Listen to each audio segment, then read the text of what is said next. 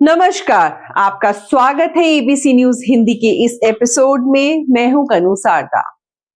आज हम एक ऐसे मुद्दे पर बात करने जा रहे हैं जो हर टैक्स पेयर के लिए जानना बेहद जरूरी है। भारत में 1 अप्रैल 2026 से लागू होने वाले नए इनकम टैक्स कानून 2025 के तहत इनकम टैक्स अधिकारी आपकी सोशल मीडिया गतिविधियों में ईमेल, ऑनलाइन बैंकिंग, निवेश और डिजिटल वॉलेट तक पहुंच सकते हैं। इस नए प्रावधान के तहत अब इनकम टैक्स अधिकारी न केवल आपके घर, ऑफिस, लॉकर और संपत्तियों की जांच कर सकेंगे, बल्कि आपके email, social media account, banking details और ऑनलाइन इन्वेस्टमेंट की भी पड़ताल कर सकते हैं। अगर टैक्स अधिकारियों को यह संदेह होगा कि किसी व्यक्ति ने अपनी आय का सही विवरण नहीं दिया है या कर चोरी की है, तो उसके डिजिटल डेटा को एक्सेस कर सकते हैं। इनकम टैक्स बिल में पहली बार वर्चुअल डिजिटल स्पेस की परिभाषा दी गई है, जिसके तहत सरकार को email, social media account, digital storage और ऑनलाइन फाइनेंशियल ट्रांजैक्शन का निरीक्षण करना का अधिकार होगा। इनकम टैक्स की धारा 132 के तहत अधिकारियों को यह अधिकार दिया है कि वे किसी भी व्यक्ति के घर, लॉकर या अन्य ठिकानों की तलाशी लें, यदि उन्हें यह संदेह हो रहा है कि वहां कर चोरी से जुड़ी जानकारी या संपत्ति छुपाई गई है। इस कानून के तहत यदि कोई संदिग्ध सूचना को छुपाने की कोशिश करता है, तो अधिकारी जबरन ताले तोड़कर संपत्ति की तलाशी ले सकते हैं। लेकिन अब यह अधिकार डिजिटल स्पेस तक भी बढ़ा दिया गया है। नए इनकम टैक्स कानून की धारा 247 के तहत अधिकृत अधिकारी डिजिटल सिस्टम में भी घुसपैठ कर सकते हैं।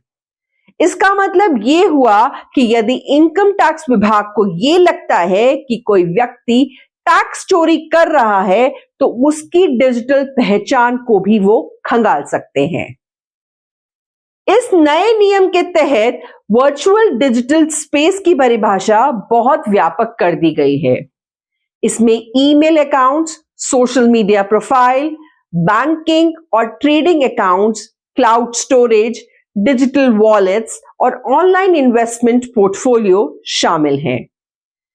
इसका सीधा मतलब है कि यदि किसी व्यक्ति के खिलाफ जांच चल रही है, तो अधिकारी उसके ईमेल सर्वर तक पहुंच सकते हैं, सोशल मीडिया पर उसके किए गए वित्तीय लेन देन को ट्रैक कर सकते हैं और यहां तक कि डिजिटल क्लाउड स्टोरेज में सेव की गई फाइलों को भी जांच कर सकते हैं।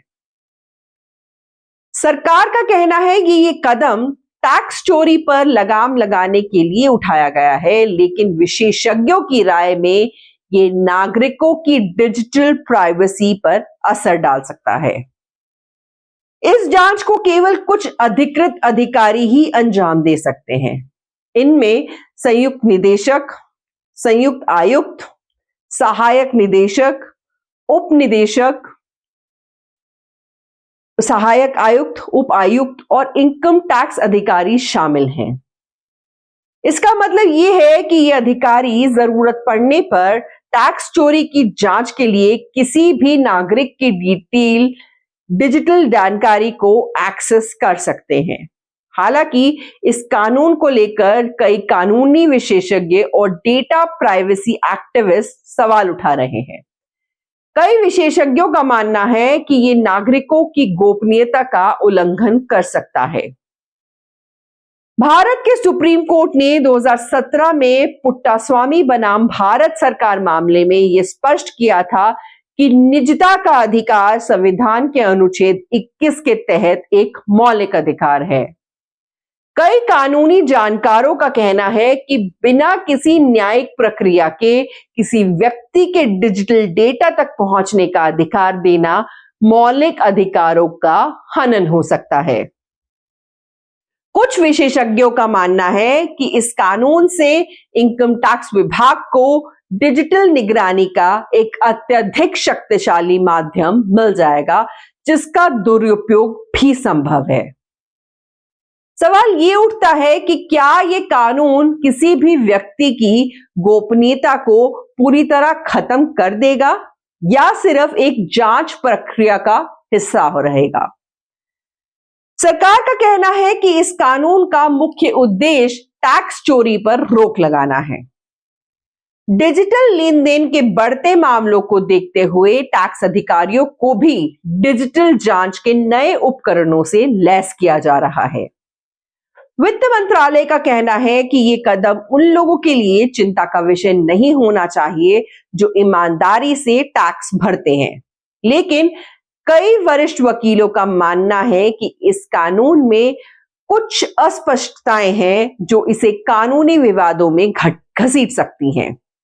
यदि किसी व्यक्ति के सोशल मीडिया पोस्ट या ईमेल के आधार पर उसे संदेह के घेरे में लाया जाता है, तो इसे भी नागरिकों की अभिव्यक्ति की स्वतंत्रता पर भी असर पड़ सकता है। इस नए कानून के कारण आम नागरिकों पर सीधा प्रभाव पड़ सकता है। अब सरकार डिजिटल गतिविधियों पर अधिक नजर रख सकेगी। कंपनियों और व्यापारियों के लिए ये एक चुनौती बन सकता है, क्योंकि उनके डिजिटल लेन देन और ईमेल पर टैक्स अधिकारियों की नजर रहेगी।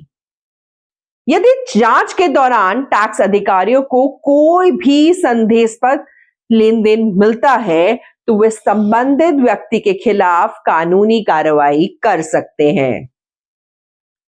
वित्त मंत्री निर्मला सीतारमण ने 13 फरवरी 2025 को यह बिल संसद में पेश किया था, जिसे लोकसभा की एक सेलेक्ट कमेटी को सौंप दिया गया है। हालांकि अभी इसे कानून पर संसद में बहस जारी है और हो सकता है इसमें कुछ संशोधन भी किए जाएं। जो लोग ईमानदारी से टैक्स भरते हैं उन्हें घबराने की जरूरत नहीं है, लेकिन डिजिटल सुरक्षा को लेकर अब और सतर्क रहने की आवश्यकता होगी। टैक्स से बचने के लिए अगर कोई व्यक्ति ऑनलाइन बैंकिंग या इन्वेस्टमेंट का इस्तेमाल कर रहा है, तो इसे उस कानून के बाद अधिक सतर्क रहना होगा। अपने सोशल मीडिया और डिजिटल लेन देन को सुरक्षित रखना पहले से ज्यादा जरूरी हो जाएगा। डिजिटल प्लेटफॉर्म्स पर अपनी वित्तीय जानकारी साझा करने से बचें और अपने सभी बैंक और इन्वेस्टमेंट खातों का सही विवरण टैक्स रिटर्न में दर्ज करें। अगर ये कानून लागू होता है तो भारत में टैक्स जांच की प्रक्रिया पूरी तरह से डिजिटल हो जाएगी और डिजिटल फॉरेंसिक टैक्स जांच का महत्वपूर्ण हिस्सा बन जाएगा। हालांकि ये देखना दिलचस्प होगा कि इस कानून पर जनता और इंडस्ट्री का क्या रुख रहता है और क्या ये संविधान की कसौटी पर खरा उतरता भी है या नहीं।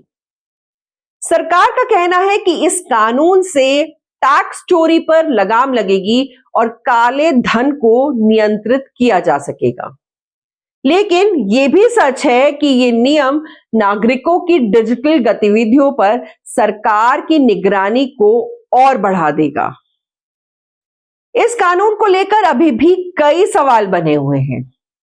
क्या सरकार का ये कदम सही दिशा में है या ये नागरिकों की निजता और स्वतंत्रता के लिए खतरा बन सकता है? आप इस कानून के बारे में क्या सोचते हैं?